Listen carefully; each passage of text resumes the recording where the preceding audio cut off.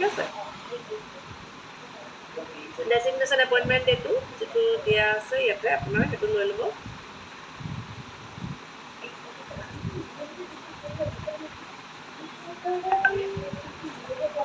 হ'ল যিখিনি ইনফৰ্মেশ্যন লাগে ইয়াতে সেইখিনি আপোনালোকৰ য'ত PIMS-ত আমাক ছাবমিট কৰিছে সেই গোটেই ডাটাখিনি আপোনালোকে ইয়াতে ভৰাই ল'ব এতিয়ালৈকে ক্লিয়াৰ হৈছেনে পাৰিবনে এজন ইউজাৰ ক্ৰিয়েট কৰিবলৈ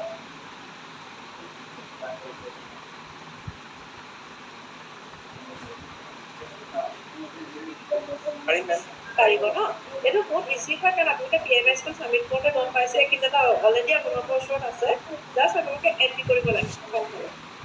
ঠিক আছে এতিয়া আমি কি কৰিম ক্ৰিয়েট ইউজাৰ কৰিম এইটো যদি ক্লিক কৰিব আপোনাৰ চাওক user created successfully okay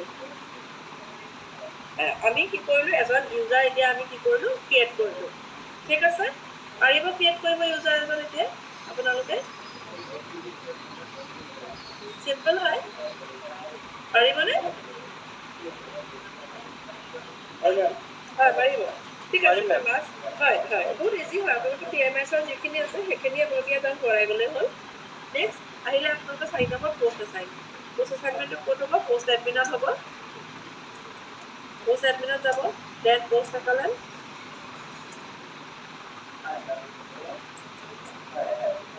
then post আপচাৰ চাব ইয়াতে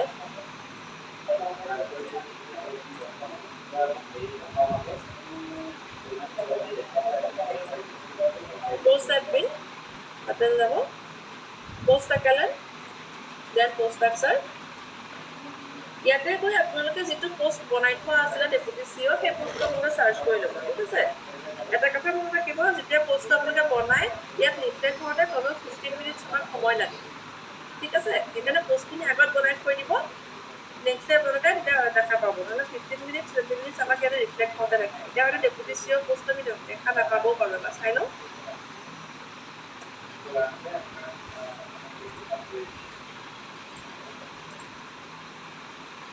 আহিছে ঠিক আছে ডেপুটি CEO এইটো বস্তু আমাৰ ইয়াতে শ্ব' কৰিছে খালী হৈ আছে দেখিছেন এইখিনি গোটেইখিনি খালী হৈ আছে আমাৰ হয়নে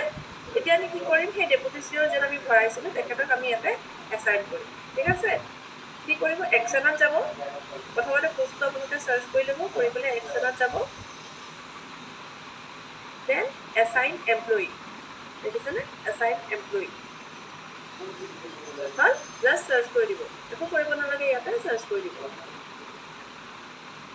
আছে এতিয়া এই ছাৰৰ দেখিছেনে ইয়াতে ডিটেইলছখিনি আমাৰ ইয়াতে দেখাই দিছে Nekibur Rahman deputy chief executive officer ঠিক আছে তেখেতৰ মেইল ID আমাক দেখাই দিছে আমি একশ্যনত যাম কণ্টিনিউ কৰিম ইয়াতে গৈ এতিয়া পোষ্টটো এছাইন কৰিম ঠিক আছে নেচাৰ অফ পোষ্টিং তেখেতে ৰেগুলাৰ হয় ৰেগুলাৰ যদি বোলে তেখেতে এডিশ্যনেল চাৰ্জত আছে এডিশ্যনেল চাৰ্জ কণ্টেকচুৱেল বেচিছ বোলে কণ্টেকচুৱেল বেচিছ ঠিক আছে তেখেতে ৰেগুলাৰ হয় মাৰ্কিং এভিবিশ্যনটো কি দিব আপোনালোকে প্ৰথমতে আপোনালোকৰ জেডপি যিটো নাম হয় সেইটো আহিব যেনেকৈ নলবাৰীৰ কাৰণে NZP লিখে চাগে আপোনালোকে ডেজিগনেশ্যনৰ যিটো শ্বৰ্ট ফৰ্ম হয় DYCEO deputy CEO within bracket তেখেতৰ নামৰ ইনিচিয়েল দুটা দিব নাম আৰু হেৰিয়াৰ NR হ'ল আৰু যদি ব্ৰাঞ্চ ইউজাৰ হয় তেতিয়াহ'লে আপোনালোকে ডেছ দি পেলাই ব্ৰাঞ্চৰ নামটো দিব ছাপ'জ যদি এজন ছাৰ নহয় কোনোবা আপোনাৰ জুনিয়ৰ এছিষ্টেণ্ট হ'লহেঁতেন জেনেৰেল ব্ৰাঞ্চৰ তেতিয়াহ'লে আপোনালোকে জেনেৰেল এইটো লিখি দিব লাগিব সোনকালে লিখিলেও লিখিলে নহ'লে এনেকৈ লিখিলেও হৈ যাব জেনেৰেল ব্ৰাঞ্চ বা RTI ব্ৰাঞ্চ এনেকৈ ডেছ দি পেলাই লিখি দিব যে ছাৰৰ যিহেতু অফিচাৰ হয় গতিকে তেখেতৰ কাৰণে নালাগে অৰ্ডাৰ নাম্বাৰ দিব ছাৰৰ এপইণ্টমেণ্ট লেটাৰ বা আমাৰ আপোনালোকৰ যিখন হেৰি এখন আছে ন অন বৰ্ডিঙৰ কাৰণে যিখন লেটাৰ গৈছে তাতে যিটো আপোনালোকৰ অৰ্ডাৰ নাম্বাৰ আছে সেইটো ইয়াতে দি দিব ঠিক আছে মই এক্সাম্পল আপোনালোকক দি দিছোঁ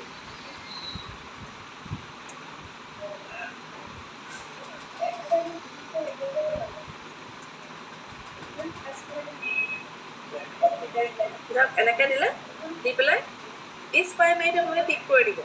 যদি প্ৰাইমেৰী পোষ্ট হয় তেতিয়াহ'লে ইজ প্ৰাইমেৰীটো টিক কৰি দিব ঠিক আছে ইয়াতে আপোনালোকৰ সেই অৰ্ডাৰখন যিখন অৰ্ডাৰ আপুনি ইয়াতে দিছে তাৰে যিখন আপোনাৰ ডেট আছে সেই ডেটটো আপুনি ইয়াতে দি দিব হৈ গ'ল আৰু সেই ডকুমেণ্টখন যিখন ডকুমেণ্ট আপোনাৰ ওচৰত আছে PDFখন আপুনি ইয়াতে আপলোড কৰিব আপলোড কৰোঁতে এটা কথা মনত ৰাখিব যে সেই লেটাৰখন আপোনালোকে কণ্টিনিউৱাছ লেটাৰত ছেভ কৰি ল'ব তাতে স্পেচ বা আপোনাৰ স্পেচিয়েল কেৰেক্টাৰ একো নহ'লে জাষ্ট কণ্টিনিউৱাছ লেটাৰত আপোনালোকে এখন আপলোড কৰিব চুজ কৰিলে চুজ কৰি চুজ কৰক মোৰ ইয়াতে এখন PDF আছে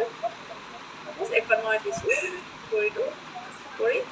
অপেন কৰিব কৰি পেলাই আপোনালোকে এছাইন কৰি দিব এতিয়া মই এছাইন নকৰোঁ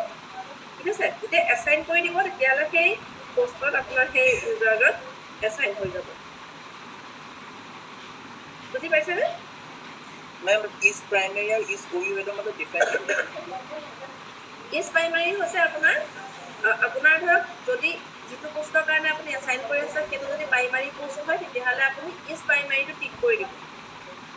ঠিক আছে নৰ্মেলি আপুনি যেতিয়া এবাৰ প্ৰথমবাৰৰ কাৰণে ইউজাৰজন ক্ৰিয়েট কৰিব তেতিয়া আপুনি ইজ প্ৰাইমাৰীটো টিকেই কৰিব আৰু ইজ OU সেইটো নালাগে এইটো খালীকৈ ৰাখি দিব একো ইছ্যু নহয় একো কৰিব নালাগে ঠিক আছে আপুনি ইজ প্ৰাইমাৰীটো টিক কৰিব অৰ্ডাৰ নম্বৰটো কওকচোন আকৌ এবাৰ বুজি পোৱা নাই অৰ্ডাৰ নম্বৰটো কি আছে অৰ্ডাৰ নাম্বাৰটো কি হ'ল আপোনালোকৰ এইটো আচলতে হ'ব লাগে আপোনালোকৰ এপইণ্টমেণ্ট লেটাৰ নাম্বাৰ বা যি হয় এতিয়া আপোনালোকৰ বহুত পুৰণি হৈ গ'ল ন সেইখিনি মানুহৰ গতিকে আপোনালোকৰ কমিশ্যনাৰ মেমৰ পৰাতো এখন কৈছিলে চাগে ন অফিচ ইমপ্লিমেণ্ট কৰিব লাগে বা এনেকুৱা ধৰণৰ কিবা এটা তেনেকুৱা কিবা লেটাৰটো কৈছিলে আপোনালোকৰ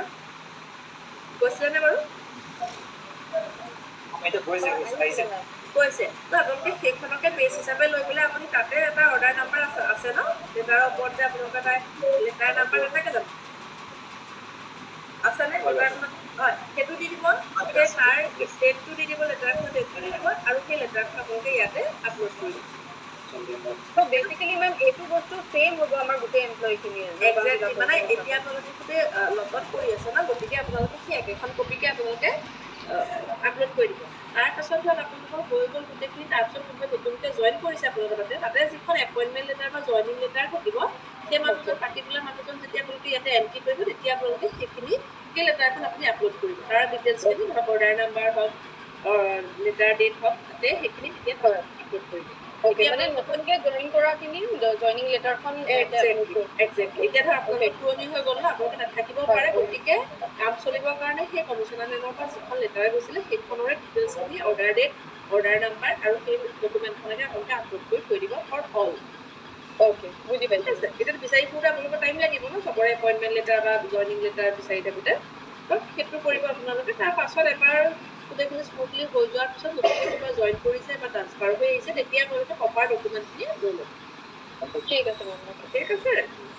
তাৰপিছত আপোনালোকে জাষ্ট এইটো এছাইন কৰি দিলে পোষ্টটো আপোনালোকৰ এছাইন হৈ যাব